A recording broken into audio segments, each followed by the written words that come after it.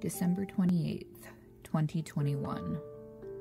So, I'm a New Yorker, but I've been stuck in Washington, the state, not the city, for more years than I like to admit. Growing up next to the Great Lakes, I'm no stranger to snow. I keep a shovel in my car from having to dig myself out at the end of a late shift from working at the mall back home. Back east, the amount of snowfall we've gotten in Washington would be laughable. I even sent pictures to my family on the Book of Faces, and we all had a good chuckle at how unprepared people here are for inclement weather. Me taking my minivan to empty parking lots to do donuts aside, I've run into a problem. One that doesn't just have to do with my abysmal work hours the past few weeks. I work with clients on an individual basis, but I'm sort of an independent contractor. My schedule for this week was mostly loaded with clients, which was great, until we started getting snow on Christmas night, and it hasn't really stopped since.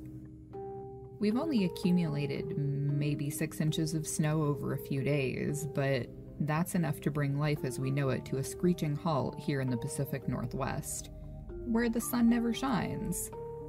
Unless it's the end of summer, and so intense for a few weeks that it literally sets everything on fire.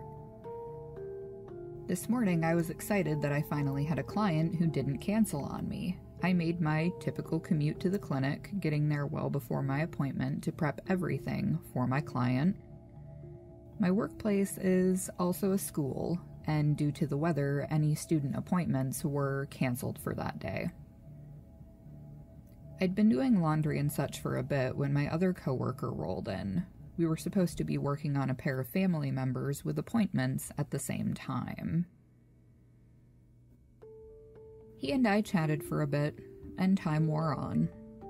The start time for the clients came and went without them showing up or notifying us of their intention to leave us high and dry. Joke's on them, since they now get to eat the cancellation fee. Better a few dollars for showing up than none. My coworker still had a few other upcoming appointments, so I clocked out and headed downstairs to grab my things. The clinic is in an old house with narrow, steep stairs and quite a few small rooms. It has charm, but I've always had a sinking feeling in my stomach when I descend into the basement, despite it being well lit and cheerfully decorated. You don't have to be a believer in the energy human beings emit to know that it exists. If you've ever met someone and instantly knew they were an unsafe person, you've encountered another person's energy. I'm not here to argue about the existence of what we radiate. Just know that my line of work very heavily involves being fully immersed in the energy of others, and helping them heal and work through negative experiences. Several other coworkers agree with me that the lower level of the clinic gives them the creeps, because bad energy clings to locations like tar, but nothing seems particularly malevolent.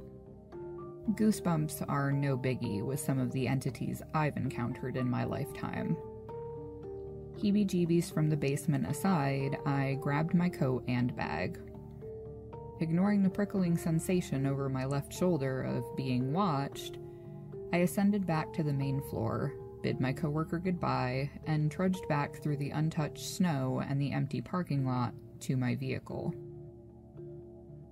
The whole world around me was quiet, the air stiller than usual from the muffling blanket of snow that lovingly smothered everything. My drive home was fairly uneventful until I was just a few blocks from my apartment. Typical of the strong winds here, all of the traffic lights were out at a four-way intersection just a few blocks from home. No big deal. Despite Washington drivers typically invoking madness in me, everyone was polite and treated the flashing signals like a four-way stop. Everyone moved through it safely. Back home at my apartment, I greeted my cats and killed the rest of the evening on the computer. I slept fairly well, which is saying something since I'm usually plagued by insomnia and nightmares. I should have known something was about to go extremely wrong. Morning came, and I got ready for work as usual, making the drive through the laughable amount of snow to the clinic. It was odd that no other cars were in the parking lot. I knew students were also on the schedule today, but nobody was around. Shrugging it off, I headed inside and got my room prepped. Then I glanced at the schedule. It was for the previous day. Must be nobody printed off today's schedule, I muttered to myself. I was about to log into the computer to do so when my male coworker came in, greeting me in the exact same manner as he had yesterday. Something was off. I was going to give myself a migraine if I frowned any harder. I pinched the bridge of my nose and inhaled slowly. Is this some kind of weird joke? I asked, indignant. If it is, it's not funny. He carried on as if I hadn't spoken, responding only to the conversation we'd had yesterday, as if it were happening right now. I swallowed hard, not knowing what to say other than to roll along with the repeated back and forth banter. A cold knot formed in the pit of my stomach, and I stood watching the clock, waiting. As with the day before, my client didn't call, and never showed up.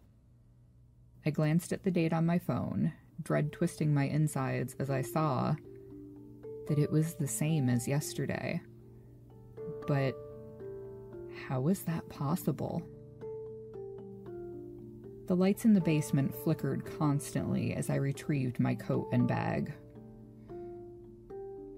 Whatever was causing this phenomenon I was experiencing, I knew that the unpleasant but non-malignant entity in the basement wasn't the source. I ignored it, slamming the locker door shut in frustration and stomping up the stairs. What else could I do? If every interaction with a person was like that with my coworker, nobody would believe anything I said, if they even heard my current words at all. I drove home, passing again through the intersection where the lights were all flashing. Once I arrived home, my cats were less affectionate than usual, seeming to be the only living beings aware that something was amiss. I vowed that I'd take a different route to work the next day, and hope this was all just a nightmare. December 28th, 2021, Day 13. Unfortunately, it wasn't a dream. It's been nearly 2 weeks of living the same day over and over again. I've tried everything to get time moving forward, but nothing works. Desperate on the 6th day, I'd wrenched the wheel of the minivan as I went through the routine intersection, trying to crash it into other vehicles. My hands faded, became translucent before me, and a physical set of hands carried on with fingers firmly gripping the steering wheel. I screamed in frustration and fought and pulled at the wheel, to no avail. I pounded my fists against the dash, feeling hopeless and helpless. I ended up back at my apartment, with my cats growing more and more agitated with each day that passed. When I'm manipulating nothing other than my own body, I can slightly go off the track of the day. But if it involves any other living being or inanimate object, I can't deviate from the path fate has me superglued to. And aside from the cats slowly devolving from snuggly balls of fluff to standoffish, hissing messes, the world around me continues to deteriorate. Every day, the buildings around me look older, decrepit, crumbling, seeming to fade from existence. Paint peeling, windows covered in grime or broken. The sidewalks are cracked, and even my own apartment building looks like 50 years have passed with no maintenance. On day 10, the internet stopped working. I can't make any calls from my phone other than the one I made on that day, where I called my mother.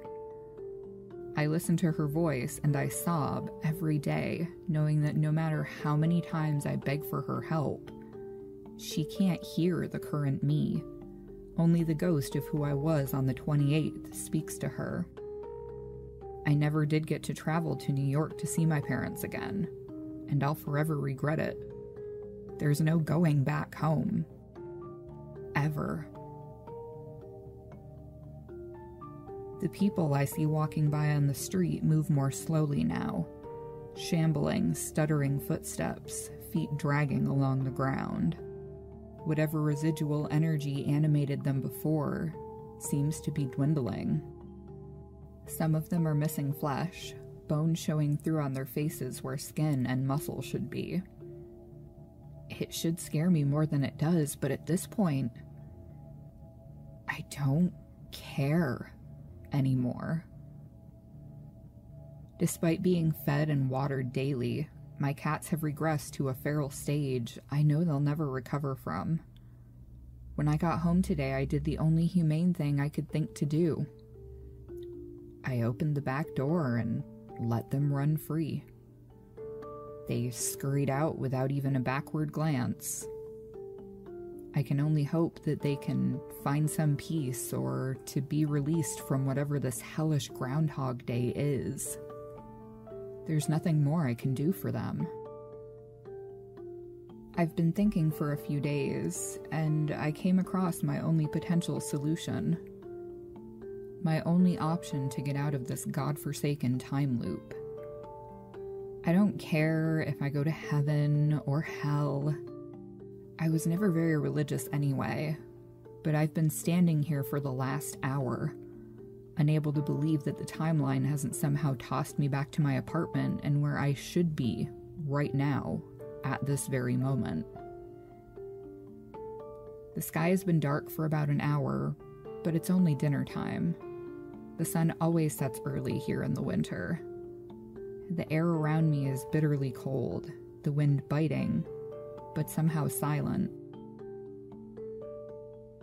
Everything around me is peaceful and muffled, even though the air this high up on the bridge should be howling so loud that it obliterates all other sounds. If the only thing that I can force off the track of this day is my own body, the only solution is to jump off this bridge and hope that my death here will send my soul elsewhere. I'm certain it's not my body trapped here, but somehow my soul is in this purgatory of a snowy day in December that there's no escaping from. I strip off my winter jacket and my shoes, climbing onto the railing that looks out over the water. In the low light, the constantly shifting fluid of the port nearly looks black, more like oil than water. I start to shiver, and decide there's no need to prolong the inevitable. None of the cars driving past me on the bridge even slow down as I leap off the edge, suspended in the open air for what feels like hours. I hit the frigid water and my body goes numb almost instantly, from the drop in temperature and the stinging force of the impact. I don't try to find the surface, even as my body struggles and my lungs fill with fluid, the bubbles around me telling me which way to go if only I were truly seeking the surface. My flailing ceases, and everything around me is calm, at last. The quiet envelops me as I drift in the icy water, and I let my eyelids slide shut. Please, I murmur, the whole of existence around me being swallowed by the dark abyss of nothingness.